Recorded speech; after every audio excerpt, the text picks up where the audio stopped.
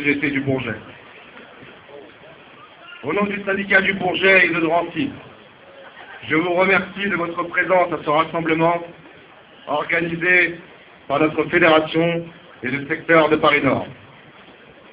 Depuis 4 mois, nos syndicats, le secteur fédéral de Paris-Nord, l'UD 93, sont sur un processus visant à l'organisation de la tenue d'une table ronde réunissant la SNCF, RSF, l'État, les décideurs politiques locaux et nationaux, ainsi que la CGT, afin de porter nos revendications et propositions alternatives au choix et à la politique menée par notre direction et le gouvernement.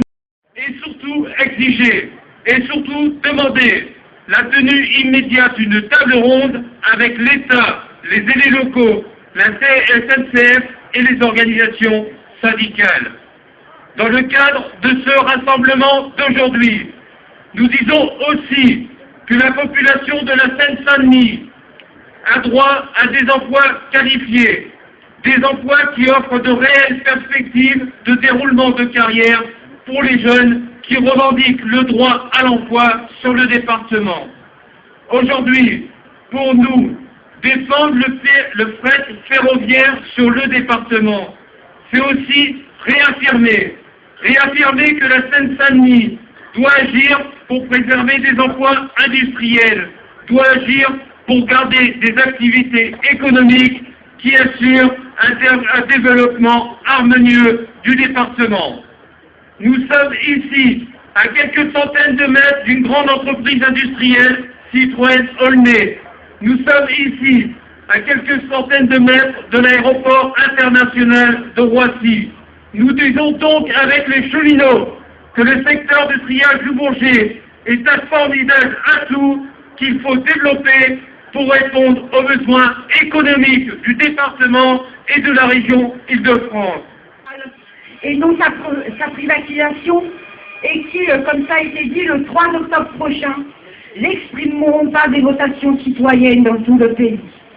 Elle est avec en lien avec celle des chercheurs, des enseignants, des personnels de l'éducation nationale et des universités qui se sont mobilisés pour la défense du service public d'éducation, de formation et de recherche. Mais elle est aussi à mettre en lien avec celle des agents EDF pour la défense du service public de l'énergie, des personnels de la LDE, des ACEDIC, aujourd'hui Pôle emploi, pour la défense du service public d'assurance chômage et de l'aide aux personnes privées d'emploi.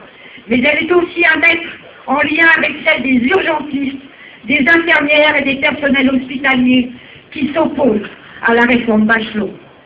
On le voit bien, la droite, son gouvernement, le MEDEF, lancent de concert une vaste offensive contre tous les services publics. Au nom de la sacro-sainte réduction des dépenses publiques, d'une soi-disant modernité, mais aussi au nom de l'Europe, où la concurrence doit être libre et non faussée, ils veulent les mettre entre les mains des puissances du marché. Qu'est-ce qui se passe? La SNCF et le gouvernement prétendent développer le fret. Ils annoncent 7 milliards pour aider le rail. Mais ils s'opposent à un patron de sinistre réputation, Pierre Blaillon, pour supprimer des milliers d'emplois dans le fret SNCF. 4 000, 6 000. C'est-à-dire combien de familles de cheminots obligés de déménager, de triage de dépôts abandonnés, de cadences renforcées. Ils parlent service public, entreprise nationale et soutien à la SNCF. Et concrètement, ils ont voté l'ouverture à la concurrence à Bruxelles, avancent dans la case du statut, font tout pour banaliser une activité qui est pourtant, comme vous l'avez dit, d'intérêt général. Ils nous disent Grenelle de l'environnement, taxe carbone, révolution écologique. Ils nous sortent un nouveau rapport sur la croissance pour prendre enfin en compte des données essentielles à la vie, comme notre bien-être, la cohésion sociale, la qualité de notre environnement. Et concrètement, ils annoncent la fermeture de milliers de dessertes ferroviaires, l'arrêt de l'activité wagon isolé, l'abandon de pans entiers de notre territoire. Mettre 1,5 million de camions supplémentaires sur les routes, c'est cela leur bilan de leur plan frais, c'est cela qu'ils appellent la révolution écologique. Et ce qu'il faut aujourd'hui, c'est bien démasquer ces mensonges, c'est dire la vérité. Et la vérité, c'est qu'on ne peut pas dans le même temps défendre le service public et voter le traité de Lisbonne. La vérité, c'est qu'on ne peut pas revendiquer l'égalité devant le service public et l'aménagement du territoire, tout en soutenant la stratégie de la SNCF, qui était uniquement celle des autoroutes ferroviaires et de l'abandon de l'immense majorité du territoire. La vérité, c'est qu'on ne peut pas défendre les missions de service public et parler en de bons termes du métier de cheminot, tout en cherchant au nom de la concurrence qu'on a soi-même instituée à casser le statut, les protections attachées à votre métier.